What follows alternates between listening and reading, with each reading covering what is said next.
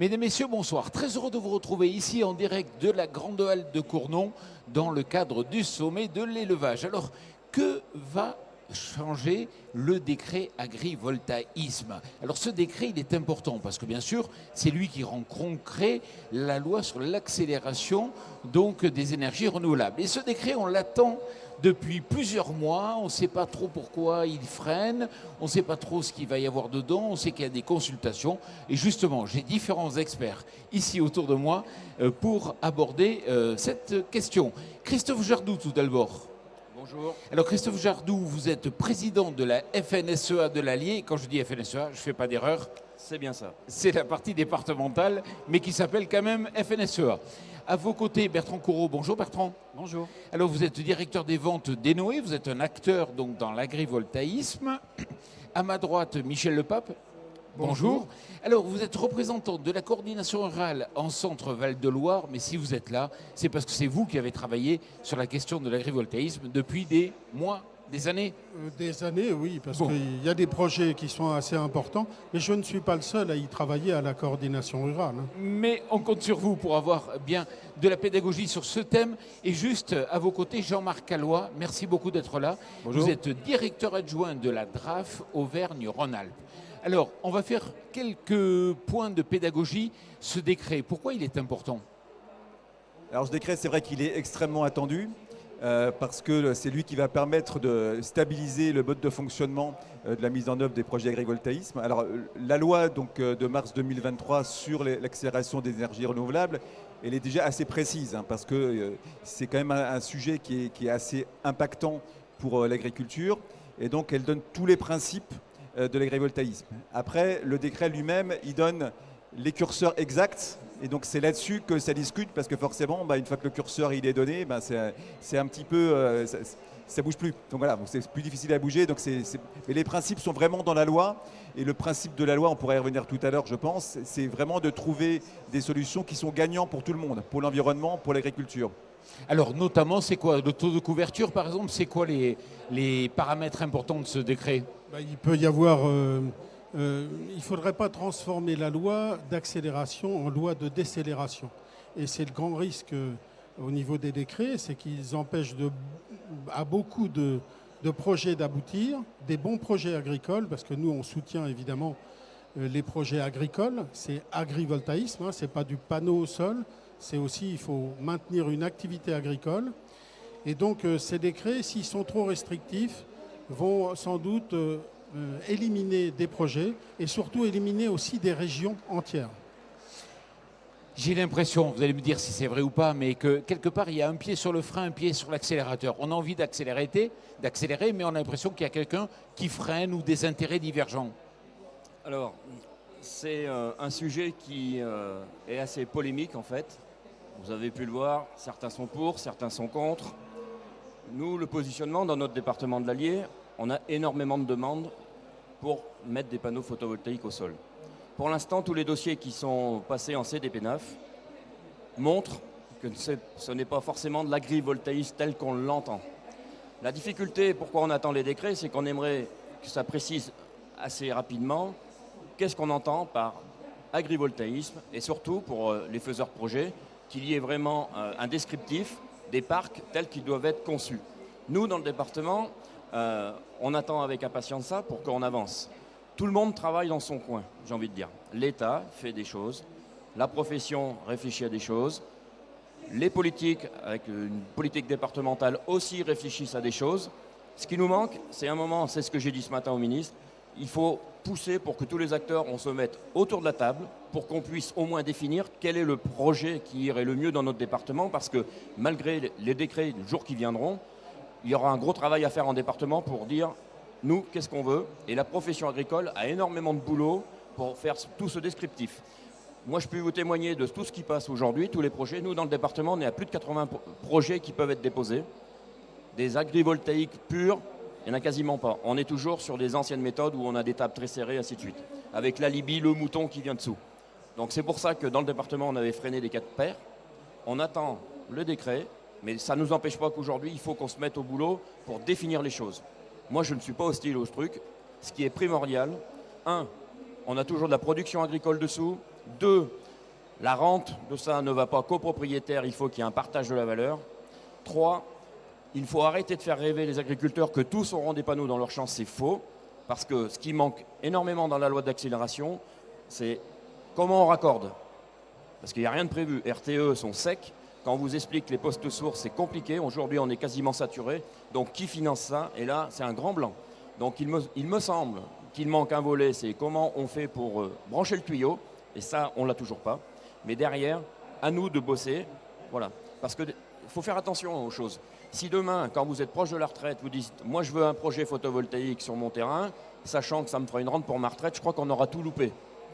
L'installation, c'est important. C'est un enjeu pour demain d'installer les jeunes. Ça peut peut-être être un moyen pour aider les installations, mais attention, la rente, elle ne doit pas aller qu'aux propriétaires.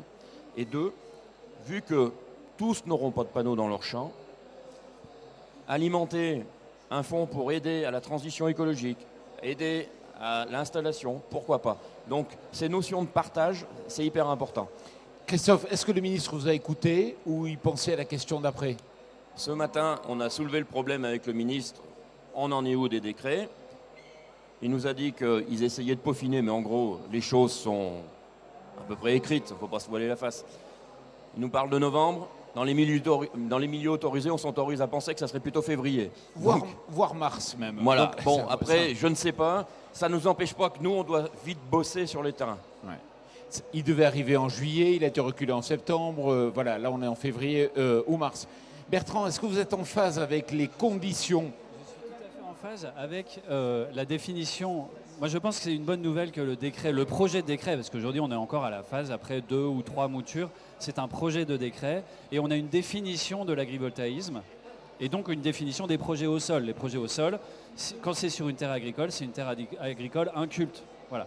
Et il faut le définir aussi, mais on ne va pas rentrer dans le détail. Ce qui est intéressant, c'est l'agrivoltaïsme. Et évidemment, l'agrivoltaïsme, c'est une production agricole. C'est en gros la souveraineté énergétique qui se met au service de la souveraineté alimentaire du territoire, du pays, etc.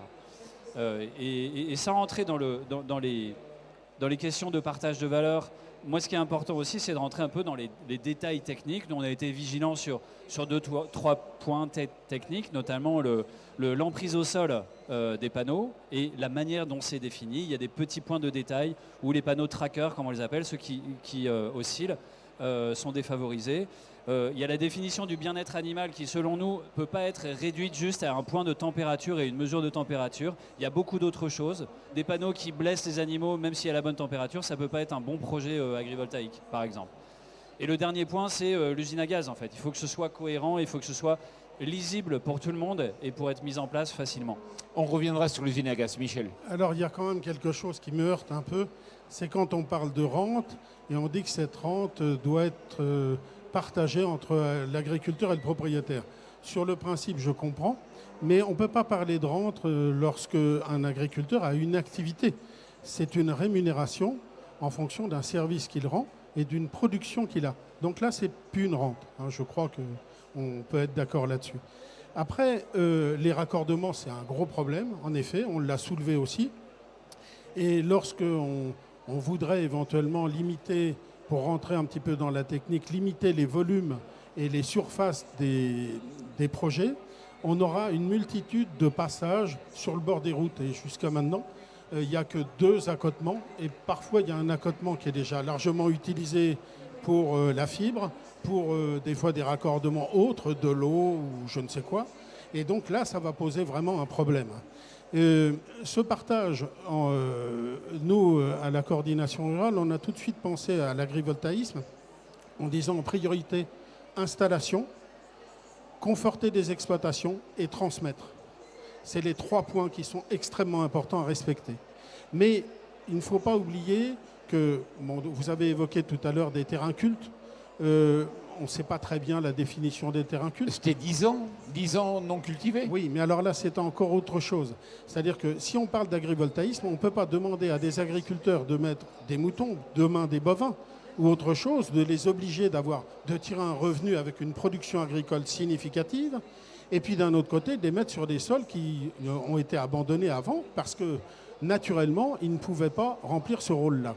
Donc, il va bien falloir comprendre qu'on ne pourra pas demander tout et n'importe quoi.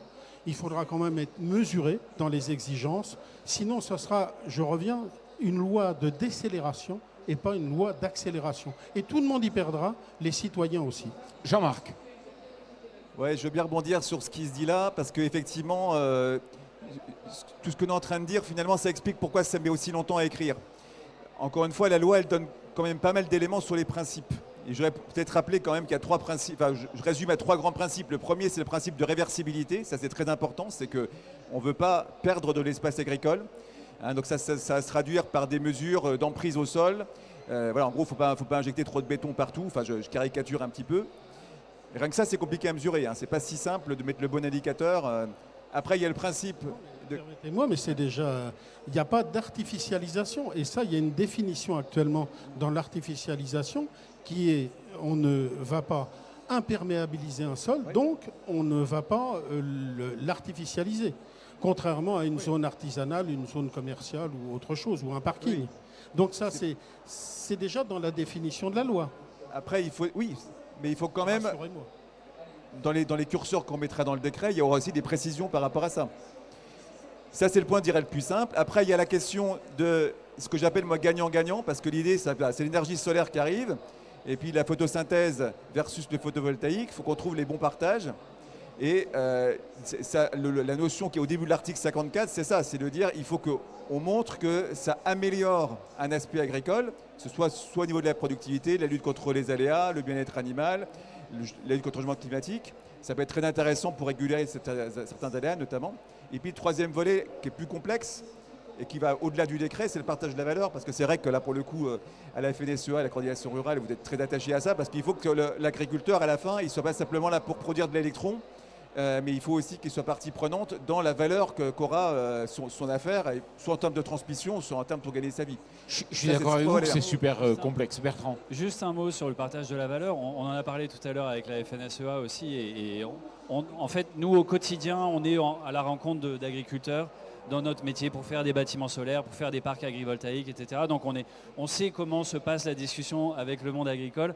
On ne peut pas se faire ça sans transparence. Donc quoi qu'il en soit, on en parlera en toute transparence. Et ce qui est important aussi à comprendre dans notre monde à nous de l'énergie, c'est qu'un projet agrivoltaïque qui ne produit pas un électron bon marché ne se fera pas. L'énergie renouvelable, d'un point de vue économique et d'un point de vue d'acceptabilité, elle a un avenir et elle a un rôle à jouer dans la transition énergétique du pays si elle est bon marché. Voilà, c'est juste ce que je voulais rajouter sur ce point-là. Alors, je sais que c'est complexe, mais j'ai peur que nous, en tant que Français, on soit capable de faire une usine à gaz. Et c'est peut-être des fois le travers qu'on a. Et là, on est bien parti, je vous le dis, parce qu'il va y avoir donc le décret qui va faire que la loi s'applique immédiatement, et la FNSEA le souhaite d'ailleurs. Il va y avoir des arts... Ce qui n'est pas notre cas. Oui, ce qui n'est pas votre cas. Non, ce n'est pas notre cas, parce qu'on oublie un peu quelque chose. Alors, vous avez parlé tout à l'heure, vous avez évoqué des projets qui sont en route. Ces projets qui sont en route, ils sont mûris depuis 5 ou 6 ans. Et des projets qui défendent vraiment l'agriculture, c'est-à-dire qui permettent de faire de l'agrivoltaïsme avec les notions que vous avez données tout à l'heure, une production significative, une installation, une nouvelle production agricole, eh bien, il y a des jeunes qui attendent depuis des années, depuis 5 ou 6 ans. Et on va leur dire d'un seul coup, on va changer la donne. Mais là, il y a quand même un gros problème. Donc, il va falloir quand même s'entendre sur une chose. C'est de se dire, bon, on ne pourra pas anticiper par rapport à une loi qui n'est pas votée. Certes, cette loi, elle est là. Les décrets ne sont pas là. Et on ne peut pas exiger des gens et des agriculteurs de rentrer dans des cases qui n'ont pas été définies avant. Là, c'est inadmissible. On s'opposera à ça jusqu'au bout. Christophe. Alors, moi, je vais rester très pratico-pratique. Ce qui se passe dans nos départements, moi, je ne vais pas discuter à Paris. Moi, je vois ce qui se passe dans notre département. La plupart des projets sont déposés sur... c'est le système table, 4 pieds, la plupart. Aujourd'hui, ils sont en train de se tourner parce qu'on dit que ça ne va pas. Parce que, je suis désolé, moi, les vaches ou les moutons sont comme moi. Quand j'aime pas la salade, je ne mange pas. C'est comment on fait l'entretien mécanique sous ces parcs pour que ça reste des parcelles propres. On a déjà, je pense, 4 à 500 hectares déposés dans le département, essentiellement sur des terrains de Comcom, parce qu'ils ne savaient pas quoi faire des terrains. Ils étaient classés UI, donc on a fait des panneaux, comme ça permettait d'avoir une petite rentabilité pour la Comcom. Voilà ce qui s'est passé dans notre département. On nous qualifie ça d'agrivoltaïque, sauf que je suis désolé, pour moi, ça n'en est pas. On a des projets qui sont sur des grandeurs importantes, des 120, 150 hectares.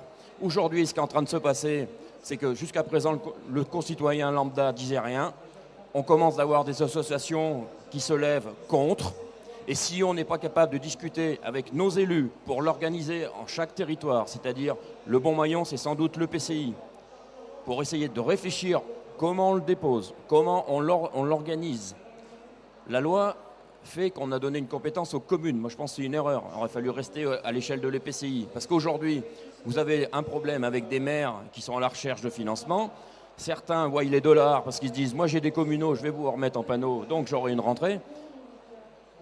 Plus l'imposition. Donc attention à tout ça. Moi, je vous dis juste l'expérience qu'on a. Aujourd'hui, la plupart des projets ne tiennent pas la route en termes d'agrivoltaïsme. Et c'est pour ça qu'il faut rapidement, je suis d'accord avec vous, qu'il faut rapidement sortir le chose pour qu'on puisse avancer. Voilà. Je reprends la main rapidement en disant que effectivement, j'ai peur que ça soit une usine à gaz, j'ai peur que ça se complexifie si je vois peut-être tout en noir, d'autant plus qu'il y aura les décisions départementales, le national, le départemental et le communal qui a son mot à dire sur la question. Comment on va être capable de faire? Et c'est déjà le cas. C'est notre point de vigilance, et comme vous venez de le dire. Il y a aussi le suivi et le contrôle en phase d'exploitation et maintenance des parcs qui risque d'être extrêmement compliqué. Donc on le voit venir, ce millefeuille administratif. Et si on rajoute une couche, il y a une loi d'orientation agricole qui va bientôt rentrer dans une séquence parlementaire, et donc avec des décrets d'application, et qui va parler de transition, enfin d'agrivoltaïsme de fait, puisque ça parle de souveraineté alimentaire et de souveraineté énergétique et comment ces deux mondes fonctionnent. On espère juste que nos ministères vont parler entre eux pour que le texte soit exactement écrit de la même manière et qu'il n'y ait pas d'incohérence. Michel, mais de façon très courte. Oui, alors en fait, jusqu'à maintenant, les commissions étaient interministérielles. Je crois qu'ils ont interrogé l'ensemble des syndicats, le monde agricole, comme on le dit, interministériel. C'était bien donc une volonté de coordonner les mouvements entre les différents ministères. Ça, c'est une bonne avancée à mon avis. Après, il peut y avoir des projets agricoles, mais c'est à nous de refuser ou pas, en CDPENAF, des projets agricoles ou des projets à Libye. Et donc là, notre responsabilité, elle est à ce niveau-là, à condition d'être aussi, regardant pas sur l'origine des gens qui viennent présenter des dossiers, vous voyez ce que je veux dire, mais plutôt des vrais projets agricoles avec des jeunes qui s'installent, d'autres qui transforment leur exploitation. Et puis la rente, c'est peut-être normal quand on voit le niveau des revenus, des retraites. Bon, certains, on ne peut pas leur reprocher d'arrondir un peu les choses. On est d'accord aussi là-dessus. Moi, là où je vous rejoins, on sait qu'on a des retraites agricoles très faibles, tout ça, je comprends très bien. Moi, je me place toujours en tant que personne morale. Je suis président d'un syndicat départemental. Si je regarde l'intérêt personnel, forcément, j'aurais envie de pousser à l'agrivoltaïsme parce que c'est aller chercher 2-3 000 balles de l'hectare avant de trouver une production qui fasse la même chose. On peut toujours courir, surtout quand on y regarde faire. Mais par contre, en tant que personne morale, il faut faire attention à tout ça. Il en va derrière de la gestion du terrain. Il en va derrière qu'il ne faut pas, et je répète, il ne faut pas que ça soit une situation où des propriétaires... Nous, vous savez ce qui se passe dans le département. On a aujourd'hui des propriétaires qui ne veulent plus mettre en fermage leurs terres, les laissent libres. La loi va les arranger. Au bout de 5 ans, ça va passer soi-disant en terrain culte. Il faut faire attention à tout ça. Parce qu'aujourd'hui, on a ce réel mouvement dans le département. C'est pour ça qu'il est urgent qu'on s'attaque au truc. Ouais, et on arrive presque au terme de l'émission. Mais effectivement, c'est la loi, la décélération dont on parle. À force de trop discuter, de ne pas prendre les décisions, d'essayer de satisfaire tout le monde, pour l'instant, avec les associations, ça va à peu près, mais ça peut se dégrader. Résultat, en CDPENAF, on a déjà aujourd'hui peu de décisions qui sont prises, qui fragilisent les projets. Ça, c'est une réalité. Et puis, deuxième point, dans le futur, on risque d'avoir uniquement certains projets qui vont aboutir et peut-être pas du tout parce qu'on n'aura pas su aller assez vite. Pour finir. Non, je ne peux pas laisser dire que c'est une loi de décélération parce que c'est compliqué justement parce qu'on est sur, pour la première fois, c'est quand même assez rare qu'on ait une convergence de vues entre le monde agricole et les associations environnementales. Et donc c'est aussi pour ça que c'est compliqué, parce que ces indicateurs qu'on va définir, le but c'est qu'une fois qu'ils soient définis, maintenant c'est plié. Alors il y aura sans doute des effets de bord, il y en a toujours, mais que globalement on ait une vision la plus claire possible de ce qu'on appelle l'agrivoltaïsme, pour qu'ensuite les CDPENAF travaillent et qu'on puisse sortir du projet. L'idée encore une fois, c'est de faire du gagnant-gagnant. C'est de faire produire de l'énergie, optimiser le soleil, améliorer certains petits effets, changement climatique et autres, de façon à ce que tout le monde s'y retrouve. Mais effectivement, il vaut mieux prendre le temps d'avoir un décret qui est bien complet pour qu'après on puisse travailler. Et à la fois, on ne peut que vous en louer. Et tout dernier point, parce que sur TV Agri, on dit tout. C'est quoi ce problème de raccordement? C'est Enedis qui n'a pas assez de personnes pour raccorder? On avait peut-être mis la charrue avant les bœufs. Et d'un seul coup, des décisions sont prises. Et puis on dit il faut faire dans l'urgence des raccordements. Et puis on n'a pas renforcé des postes sources. Hein. Et là, oui, il y a des énergéticiens qui sont prêts à investir dedans. Hein. Donc ça, c'est peut-être une voie intéressante aussi à faire participer aussi, je crois, les énergéticiens à renforcer les postes sources de façon à ce qu'ils soient aussi intéressés. Tout dernier mot, parce qu'on est à la fin de l'émission. Ok. Non, je ne vais pas revenir sur le point du raccordement. Effectivement, on a des solutions et on peut les proposer. Et il faut se creuser la tête. Et c'est avec le territoire qu'on peut se creuser la tête. Pour finir, c'est gagnant, gagnant, gagnant. Ce qui est important, c'est d'un juste équilibre entre l'agriculteur ou l'exploitation agricole, le producteur d'énergie et le territoire qui est autour. Mais ce décret, on l'attend. Merci, messieurs, d'être venus ici pour en débattre. Et puis, merci à vous.